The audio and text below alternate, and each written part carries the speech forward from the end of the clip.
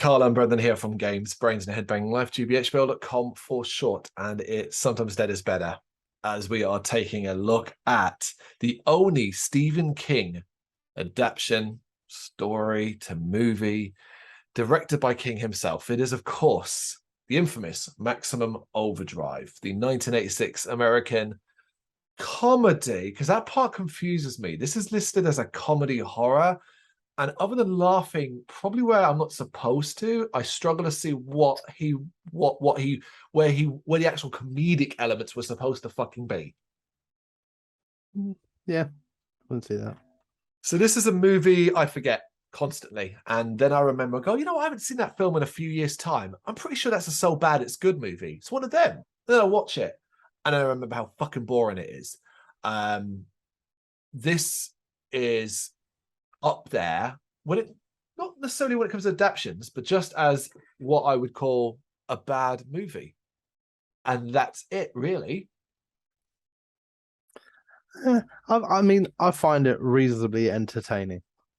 I wouldn't say I find it funny, and I certainly wouldn't say I find it horror-wise scary or anything like that. But I find it reasonably entertaining. Again, whether that's for reasons that were meant or not, I guess is debatable. You know, I will say it does have moments of entertainment, but again, I think we've just nailed it. Whether it was supposed to be this way is a different thing. King, of course, would never direct a movie again. The screenplay, of course, was inspired and loosely based on King's short story Trucks, which is included in the first collection of short stories, Night Shift. Now, if you don't know, this is not the only adaptation of the story. There is another one called Trucks, which takes a much more, can you believe it, serious? Have you seen a serious tone? Have you ever seen Trucks? I don't think so. I can't see how this can be done more seriously. That is one for the future. That is fascinating, because I have seen Trucks. I think I watched it about 2 years ago and wrote it for the site after doing Maximum Overdrive. So that's interesting in itself. This one was released July 25th, 1986, and was negative all the way, audience and critics, unsurprisingly. Have you ever seen the trailer for this? Nope. It's well worth watching, just because in it you actually get Stephen King directly talking to the audience. And in it, he does this weird thing where he goes, oh, I finally got tired of people not understanding my work. So I thought, if you want it done right, you have to do it yourself. And then there's this like attempts to be a scary face where he goes, and it's just like, oh my God. Oh my God. It's weird to be in a trailer, isn't it? Yes. Now, King himself has talked at length about a lot of parts of this, and it will make a lot more sense on it, but he admitted that he was coked out of his mind the entire time he was making this picture and often didn't know what he was doing. So there's a great starting point, right? Yeah. He also it explains a bit, doesn't it? It does explain a bit, I think, but he also now disowns the film, describing it as a moron movie, considered the process a learning experience, and after which he intended to never direct again. When asked once why he hasn't directed a movie since Maximum Overdrive, Stephen King responded simply, just watch Maximum Overdrive. At least he can laugh at himself, man. Yes, he's also, though, since remarked that he would one day like to try directing again, but sober. And to date, we've not actually had that happen. So It's still not sober, then I take it. The only other one I wanted to point out here is, well, I think we did the cast first. Emilio Estevez as Bill Robinson. Yes, he is the star of this film. But elsewhere, you got Pat Hingle as Bubba Hendershot, Laura Harrington as Brett Graham, Yeardley Smith as Connie, John Short as Curtis, and Ellen McElduff as Wanda June. And normally I drop off characters like that because not part of the main cast, but I wanted to mention her particularly. We'll get into why a bit. And the last person I really want to mention, so Yeardley Smith, you might, like a lot of people, my wife did the same thing, goes, why do I know that name? And it's like, yeah, you do know that name, even if you don't really know why. Obviously, Yeardley Smith is most famous for providing the voice of Lisa Simpson from The Simpsons. Didn't know that. You'll also be pleased to know that she is now greatly embarrassed by this film. Yes, found that little factoid out. There's a lot of trivia on the IMDb page. Have some fun reading it. I'll pull out that was some of the snippets I pulled out that just made me smile. So we're going to talk a little bit through the plot here, basically. It is about machines coming to life. Every machine you can think of comes to life, yet the film will spend more time sticking to a specific spot with a specific set of machines, much to its detriment. And this is all based around the idea that the Earth passes through a comet's tail. And that happened on June 19th, 1987. But it's now, I've got to go on the factoids again because I actually forgot I've written this. I've just noticed. I was like, oh shit, I missed this. And this is really important because I think this is where King nerds can have a bit of fun. June 19th, 1987. On June 19th, 1999, King would actually be hit and nearly killed by a distracted truck driver, which ties into what, ladies and gentlemen, of fans of King's work, what's very special about June 19th and June, both in 1987 and 1999. What's the special thing? Do you know? You're asking me. Mm. I don't know. I'm going with the number 19. That's my it. instant thing, but yeah. That's okay. it. Simply I thought that. it was going to be something more than that. Sorry. No, sorry. I wasn't trying to trip you up there. I figured, yeah, you would, but it's simply that, the number 19, which is beyond prominent in his work. Yeah. Also, if you don't know, he appears in this movie. Uncredited, but he appears in this movie briefly. Well, we'll mention his role when we get to it. Yep. Okay, so the Earth crosses through the tail of a comet, and basically machines come to life. We kind of get two sections in this movie of where we sort of see other machines coming. This is the fun. This is where the fun parts of this movie comes in. King cameo is at the start when an ATM basically insults him, which, you know, that's the level of cheese I wanted from the whole movie. Calls him an asshole. Yes. Hey, honey, this machine just called me an asshole. We see a bridge rising during traffic, which caused some vehicles to fall down and all that. And machines apparently around the world and so on go crazy. But forget all of that. We got to go to a truck stop. And that's where we're going to spend most of the movie. Outside Wilmington in North Carolina, apparently. As you see, a gas dispenser sprays diesel in someone's eyes. There's an electric knife that injures the waitress, Wanda June, who is my favorite character in this movie. But I'll explain why when we get to it. Arcade machine electrocutes some guy who looks like a caricature of a certain type of person. It's embarrassing. And that's also where we meet Bill Robertson, which is Emilio Estevez. And I don't want to, you know, King's been honest about his issues at this time. And I'm not going to presume that Estevez had issues, but I reckon King was sharing his coke based off Emilio Estevez's piss poor. I wish I was anywhere and I'm better than this movie, but I'm not really because I'm not getting work performance. It's awful. Awful. Yeah, no, I get what you're saying. I just kept seeing him as Billy the Kid, man, and then he was called Bill again. And I was like, oh, for Christ's sake. Oh God, you know what? I didn't really think that because I just think of Mighty Ducks when I think of Emilio Estevez. I always go Mighty Young Ducks. Guns, man. I always go Young Guns whenever I see him. Straight into Young Guns, and it's like it's Bill, and then he's in this, and he's called Bill, and I kept like picturing that he'd broken out of like a prison somewhere and was on the run and just got a job here because they mentioned that he's a convict as well constantly. I was like, oh, it's like a sequel to Billy the Kid. Well, yeah, they did that scene where he moans to his boss where he's all like, oh, working an extra hour for free. And the guy does that whole like super, like, I'm a villain thing where it's like, oh, well, I just won't punch your parole card. Ha, ha, ha, ha. Yeah, I own you. Yes. Elsewhere, oh, right. Well, we'll touch upon this as well because during the chaotic scenes, in a little league game, a baseball game for children, we have the vending machine that kills the coach with the soda cans. Yeah. I said, if the whole movie was like this, I would have had a lot more fun. Where the truck stop stuff was the occasional jumping back, and we were constantly cutting to different parts of the country and seeing incidents. Think about reading The Stand and how The Stand does that, where you would spend a chapter hearing about someone else and all that. That would have been a lot of fun. Yeah.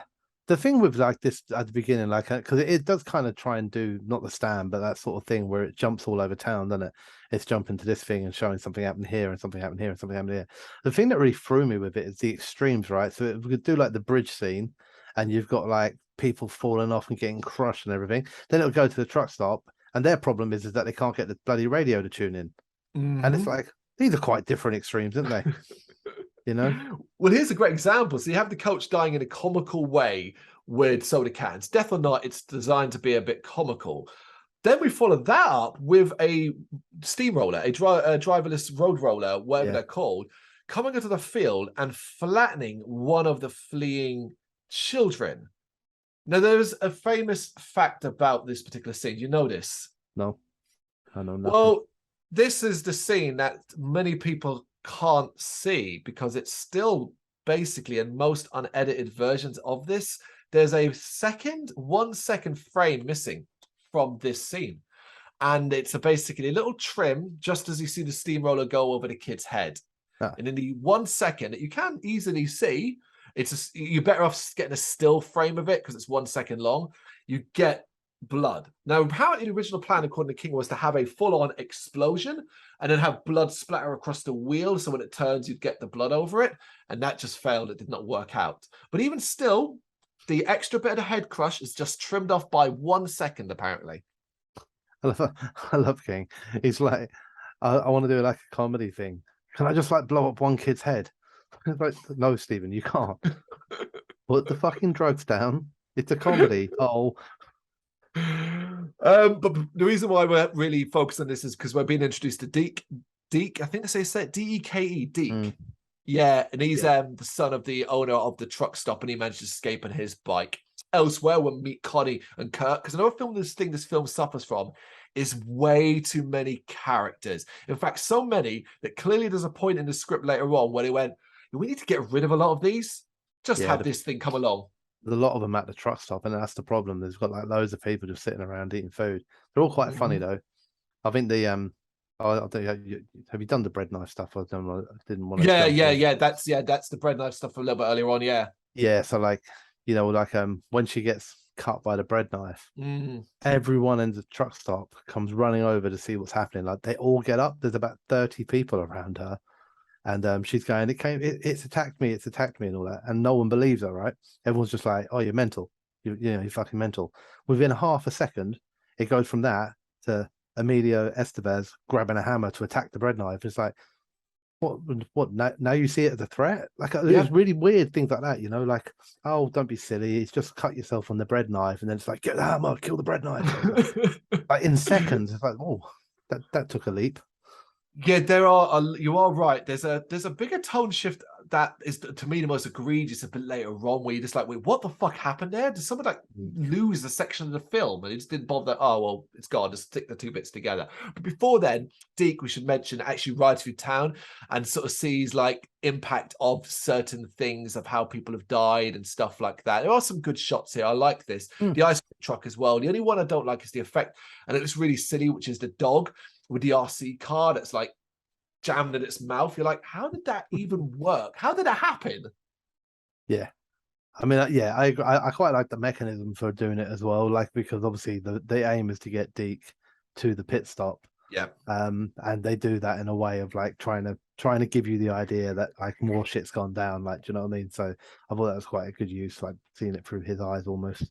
Yeah, I got no real problems with that at all. Elsewhere, Connie and Kurt, newlyweds, they're kind of in a car. That's Connie is Yeardley Smith, and I mention that because obviously Lisa Simpson is an iconic fucking character, the Simpson and all that, but Yeardley Smith's voice makes me, in this film particularly, makes me want to rip my ears out. Listen to her scream constantly. Kurt. It's just so annoying. You can't even believe that would become one of the most famous voice actors in the world. Yeah, absolutely. I mean, I've written loads of notes about her. She's so fucking irritating. It's unreal. That whole scene, man. Curtis, is he dead?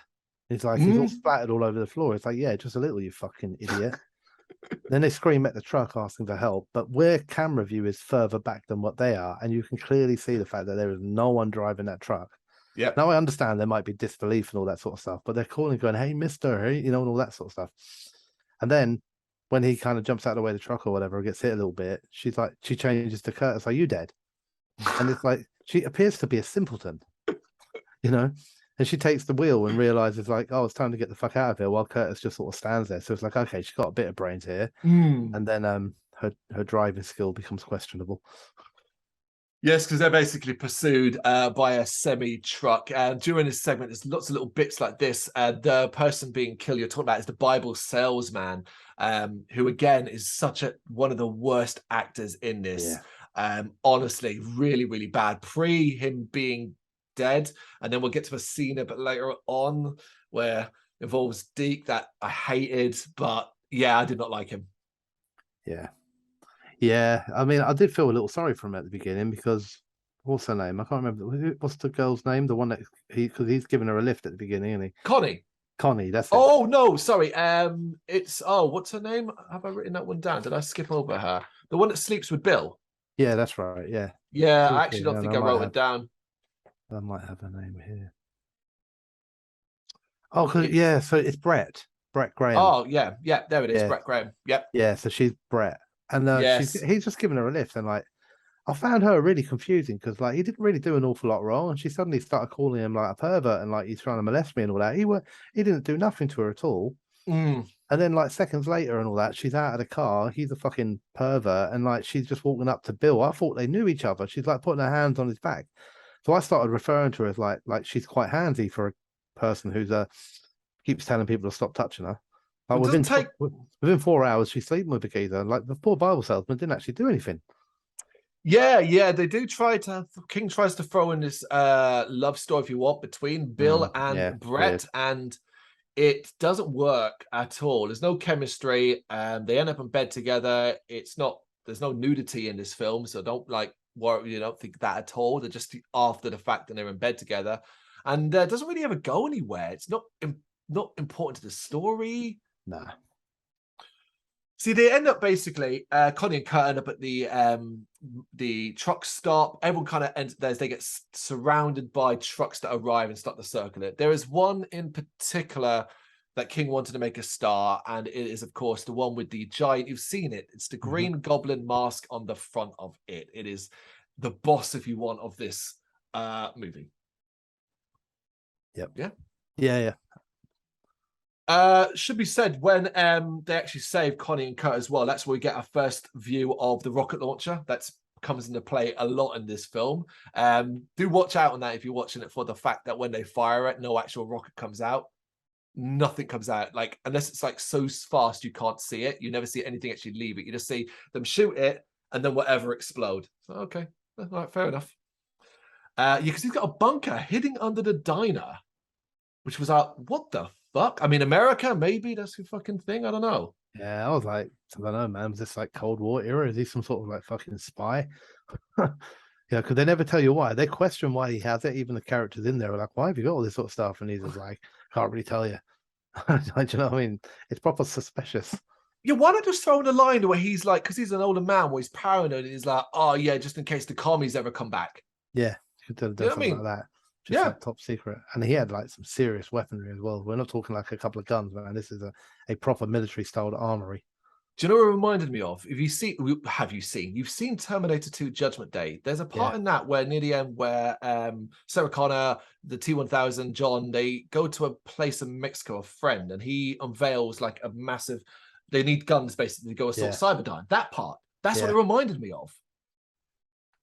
Deke later, as night falls and everyone's kind of chilling out. So here we get one of those mental cuts that we're talking about. So after Kurt and Connie have gone through this incredibly harrowing experience of almost being run off the road, the Barber salesman being killed, their car getting overturned, and then running into the truck stop, we then almost immediately cut to someone putting a song on a jukebox and everybody just dancing. And it's like, the fuck? Like, that is not normal. That's not what normal people do. No, I agree. It's not normal. No, Deke tries to enter the truck stop with the trucks are spinning around her, doing all this. They can't enter, so he tries to go via the sewers and get stuck by a mesh. The survivors don't actually hear him. They actually hear the Bible salesman screaming in a ditch, and Bill and Kurt sneak out to help him by climbing through the sewers. You could pick out a bazillion errors in this film, a lot of them, but there's one here that is one that I never failed to notice. So they're in the sewers, it's dark, he's got a torch, but there is quite clearly some other light lighting up his entire face. And it's just like, good God, guy. Like, I guess, again, go back to King being coked out of his mind. But, like, there are other people working on the film. But none of them say, no, don't do that, because it literally looks like a lighting, you know? Yeah. people say I'm being pedantic about it, but that's what you end up doing, because this film is really boring at times. And this entire sequence is really fucking boring, because they're climbing through the sewers. Deke ends up finding the Bible salesman and obviously believes he's dead. Here you get one of the most drawn out, unnecessary jump scares in all of horror. It does it arguably so well where you're like, come on, he's gonna wake up, and then he doesn't. And you're like, well, okay, they're just faking me out and wake up in another 10 seconds, and he still doesn't. And then you're like, oh, all right, maybe he is actually. Oh no, and then he does it. And I hate it, but I kind of love it, because they do draw it out to excruciating lengths. So Bill and Kurt end up rescuing Deke, and they're chased back into the pipe by a truck, which, to be honest, man, the part of the problem with this film is the lack of threat that comes from these trucks. All they're doing is circling around and round. And even here, all it does is come racing up towards the hole, honks its horn, and then it's like, oh, that's scary. All right, but fair enough, you're not going to be able to run away, but like, they're not actually doing it. It's a strange thing. Like, I mean, the one person who does try to run away from it is the Bible salesman, but like, they just run in a straight line. I'll run in a straight line away from a truck that's driving straight at me. I won't turn, like this huge heavy rig that will take a massive turning circle and take a while to turn. I won't feint left or right. I'll just run in a straight line. And it's stuff like that. You go like, come on, man, that's stupid. It's the same actually even earlier on in this, when Curtis and Connie are driving away from the truck on the freeway. There is no way in the world a truck that weight can keep up with a car, except for the fact that Curtis must be driving at about 30 miles an hour. And then they're going, oh, it's gaining on us. It's gaining us. It's like, come on, man. It's a fucking car. That's a huge truck. It's going to weigh 30, 40 ton. They can hit like 60, 70 miles an hour, and their acceleration ain't fuck all. You could be gone by the time it hit any speed. Yet the truck is overtaking them and pulling up side by side with them and nudging them. You're like, nah. I know it's not meant to be realistic, but there's some things that actually it just gets so far from reality. You just think, well, this doesn't make any sense, right? I would go further and throw in these elements as well. We now established that we have pipes and ditches, because that's part and parcel of what we get the Bible salesman. We also see, during when Curtis and Connie are driving, that there is woods. Yep. There are woods. Fair enough, you've got to get to these areas, but that 18-wheeler is not following you down a ditch. Very few of the trucks are following you down a ditch. If you can get to those trees, it ain't following you through those fucking trees. Yep. You're right. And then, of course, we then get to the next day, and a bulldozer and a sort of platform truck with a gun on the back appears. And this is where I think we get the best scene in the entire, what to call it? Is this the part? No, I think I've missed my spot. Where the hell am I? No, this isn't it yet, unfortunately. This is where we kill off a ton of characters in one hit, where Henderson, the owner of the truck stop, ends up using the rocket launcher, the one without an actual rocket, to blow up the bulldozer. But the platform truck, which has a gun on the back, it's like a military truck with a machine gun on the back, just shoots into the building and basically kills off most of the extra characters who didn't even have lines. Yep. We should note as well, during this sequence is where we get Wanda, the character of Wanda June, which is the waitress, doing what I think is the film's best and moment of the entire thing, where she just freaks out and starts screaming at the trucks about how they can't do this and we own you. And it's the most Looney Tunes. It's Looney Tunes, dude. It is mental, isn't it? She's jumping up and down on the spot, screaming and shouting. It is beyond embarrassing. If a director, a non-coked up director, would have been like, yeah, you're going to do that again. You're going to do that again, Ellen. That was terrible. But King was like, no, that's brilliant. Yeah. More. I need more. Yeah, that's what it's like, right? I want more. I want you to be more intense. I want you to be more over the top. Yeah, have a line in this Coke and then have another crack at it. But so yeah, after basically she's killed and a lot of other characters are killed, this one starts to honk its horn and communicate them with Morse code. And Deke is able to decipher that they basically want to be refueled. And it's like, okay, they want to be refueled. We're going to go out there and do it. And this is where you just go, this is the dumbest thing in the world. These machines have just spent the last day circling around the truck, wasting all their fucking gas. What do they think was, do you know what I mean? Like, what kind of story is this? Oh, now I need to be refueled. What, so they can keep recircling until they need refueling again? Fucking idiotic. It is. It is. I mean, the threat is from the gun, right? That's the problem now. Now it is, but that wasn't there at the start. No. So Bill has come up with the idea during all of this. There's also a really weird part as well where they're refueling, and he ends up like, because what you don't establish, and earlier on we get these shots of where, like, particularly the Green Goblin truck uses its wing mirrors to sort of look at people, and that's always really confusing to me. It's like, so where is its eyes? Oh, its wing mirrors at eyes? Does it need to do that to see them? And likewise, it's hearing. Now, the thing about having the truck with a face in it is it makes it really easily identifiable where Bill will talk into its ear. But, like, clearly that doesn't matter. It doesn't actually have an ear. These are elements, like I said, in a better movie that you could establish in an intriguing and interesting way about the rules surrounding it. Here, King has no time or no interest in doing that. So it always comes across weird. And when he's talking to that truck in the ear, I thought it looked like one of the dumbest things. And I'm generally surprised, not surprised, should I say, that Emilio Estevez looks like he wishes he was anywhere else, because he's been told to do that and he knows how stupid it is. Yeah. Yeah, it's a strange thing, right? I mean, I actually really kind of like the scenes that it shows things through the windows of the truck, like you're seeing it from the truck's perspective, because I felt like that kind of meant it kind of gave them sentience. You know what I mean? It was like, oh, they're like alive. You know, I'm looking like I'm the truck. I quite liked it, but I was happy to accept that without any explanation, because there is not any logic. I mean, essentially, are they saying, like, if I threw a brick at that window, would it now be blind? Yep. You know, or is it the truck at all? Is it more like something has possessed a truck and that's got a more all-seeing, all-hearing thing? So Yeah, it leaves it way too open, and there's no logic in it, and it doesn't give, like you said, it gives you no answers, it gives you nothing like that. It just gives you tons of questions. And what I find myself doing often is making up what I believe to be a more logical story to fit it. So I'm like, you know what? Truck isn't alive. The truck's been possessed by something. All of them have, like an alien or something like that. It's being controlled and they're watching us and listening, because that makes more sense than the story does. Well, that is the direction it will eventually go, but perhaps you can explain this part to me then as well. So the trucks must be able to communicate telepathically, because we do see that apparently a message gets sent out somehow for every truck in the local area to come to the truck stop for refueling, as we see Nah, man, them I all mean, queued up. in my head, like I'm saying, I don't think this is what they was going for. Don't get me wrong. This is me making my own story now. While I'm watching this in my head, think of like a fucking spaceship up in space, right? With 100 fucking aliens sitting in there, all just controlling trucks beside each other. They're just talking to each other, man. Do you know what I mean? It's like remote controlling the fucking vehicles down on Earth.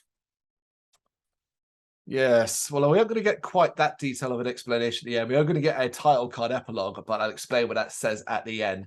So basically, after a hard day pumping gas, we get that scene of Bill looking so exhausted and then getting his brow mopped for that extra chemistry. And they talk about what the comet might be, coming up with ideas about aliens and nonsense like that. But during that, Bill also manages to sneak a grenade under the platform truck, and they destroy it, and then they leave via a sewer hatch. As the trucks apparently now go, you know what, we're full. Now we can destroy the truck stop and just start running into it and wrecking it. It's a fine practical level of demolition. It looks fine and all that. It's just at this point, it's been no so nonsensical. And that platform truck, so that gun truck was not there at the fucking start. So why did it take you having to destroy that to escape into the sewers? You already knew about the sewers the day before because you'd gone down there. That's the problem with this nonsense. Yeah. But they are pursued by the Green Goblin truck, and someone else is killed. La la la la la. But it is eventually destroyed by a direct hit from the rocket shot, which confused me as well, because it's not like the entire thing blows up, but apparently it gets killed enough to just stop moving. Yep. Yeah, and that's it. That's the end of the movie. I'm not even joking. That is the end of the movie, because we then get a title card that explains, basically, I'm going to read it out. 2 days later, a UFO was destroyed by a Soviet weather satellite conveniently equipped with a Class 4 nuclear missiles and a laser cannon. And 6 days later, Earth passes out the comet's tail and the survivors are all still alive. And that's it. Okay, then. Okay. So, yeah, aliens. 6 days later as well, man. Do you know what I mean? Like, the thing is, like, if you think about it logically, you're at a pit stop, yeah. If you just don't fuck about and all that sort of stuff, you got nothing but food, you got weapons, you got drinks, you got everything. You're literally in the best possible place to have to hold up for a few days. It's not an issue whatsoever. But there are holes fucking everywhere. Like no matter what way you turn, nothing Yeah. happens logically. You know, you look at that machine gun, for example. It clearly shows that machine gun constantly with the world's smallest magazine on it. Yeah, that means it's going to Of run out of bullets, course. right? And it does shoot a lot of them. It shoots a lot of bullets, but I actually did something in it because this is proper nerd. Because I kept thinking like, it's got to run out of bullets, right? Who's just like you got to refuel the trucks? Who's going to reload the gun? You know, it doesn't make any sense, right? Just fucking take cover or whatever. Job done. When it gets blown up by the grenade, it purposely does little explosions, which would be the bullets exploding. There are 13 of them. So that means it was 13 bullets away from having no more ammo. You know what I mean? Like you've Oh, also, that's quite nerdy, Brendan. yeah, no, but I was just like, because all the way through this, I kept going like, yeah, but like, who's going to reload it? Surely if they go, right, Morse code you out here, put more bullets in that so we can shoot you. That's the point we go, nah, mate, I ain't doing that. But they also mentioned earlier in the film that, like, I think, I can't remember, it might be Brett who says it, that, you know, hopefully once we're out of the comet's tail, like, maybe things will go back to normal. Yep. So they've already considered that themselves. You know what I mean? So, like, realistically, you're already a day in. There's like 6 or 7 of you left at this point. Just fucking take turns refueling the trucks for the next couple of days.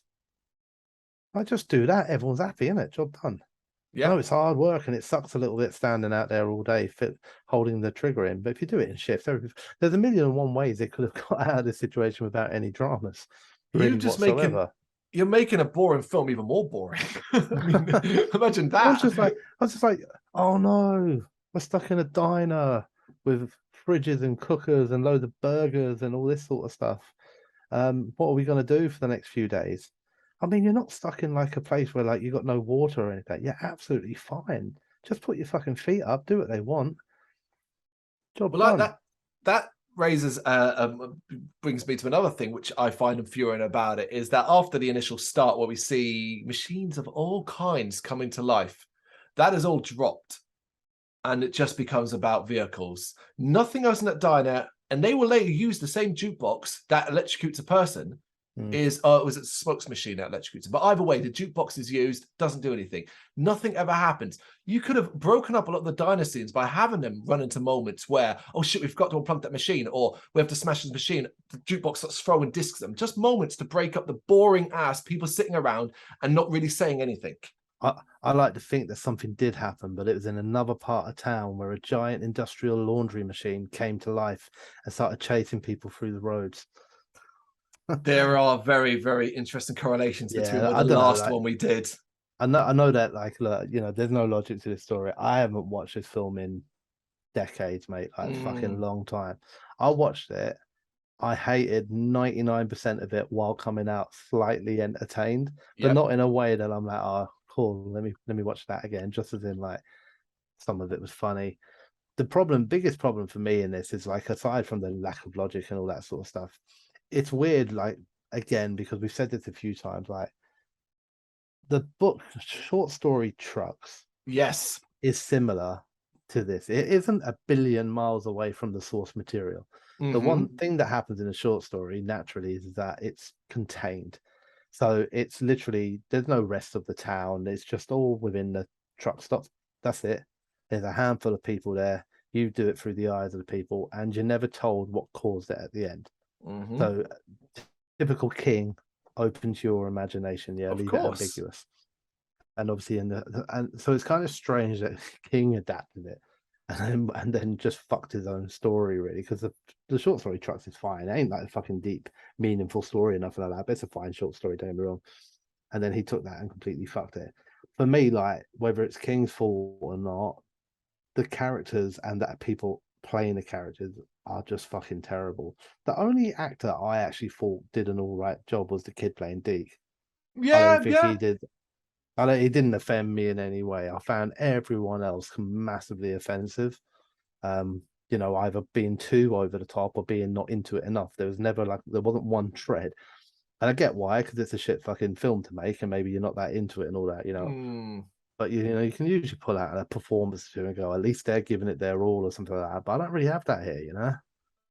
Nope. And the performances that I can look at and remember are usually for the wrong reasons, whether it be Emilia Estevez's absolutely I don't want to be, I'm tired performance, to Ellen McElduff as Wanda, over the top, jumping up and down like a Looney Tunes character, aspects like that, and a ton of extra characters. Like if this had been a little bit more localized as well, maybe it was only a handful of people there, and that we could then focus on their plight to survive. They're all fucking buffoons, man. Yeah. Like you had Simpleton Connie, who's just fucking irritating, absolutely maddening. And then you had Brad, I think his name was, who at the end of it, he's the one who gets taken out by the Green Goblin truck because he decides I'm going to do a bit of corpse robbing.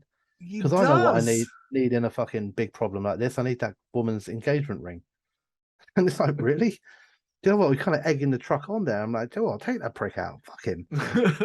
But like I said, the only one who didn't really do anything wrong is Deke. He didn't have an awful lot to do. Like in terms of lines and things like that, you know, but like he was used well in scenes like the bike riding and, you know, showing that sort of stuff. But other than him, the rest of them and King should all really be ashamed of themselves. But as a one-off, watching it every 30 or 40 years, there's a little bit of entertainment value in there that you might get out of it. You go, oh, watch this speech here, like you said with Wanda. You'd be like, oh, let me watch the way Wanda goes off here, you know, that sort of thing. I think that's a fair point. I think it comes down to that. I would say to people, you will get your hopes up. If you've never seen it before, you'll get your hopes up based off the first 20 minutes. And you'll be like, okay, this is going to be fun. This looks like it's going to be quite silly and it's going to be over the top and all that. And then that's it. Then you're fucked. And then you are stuck at that truck stop and it is descends into boring, boring stuff. However, I will tell you folks, Maximum Overdrive is better than Trucks, the actual 1997 other version. Because while Maximum Overdrive is boring, Trucks is also boring, but Trucks plays it completely serious. And that is even a bigger mistake. That is a mistake. Mm-hmm. There's nothing. I'd like to see this. I would like to see this done again, right? But someone embrace it and go, this has to be cheesy, over the top, uber gory.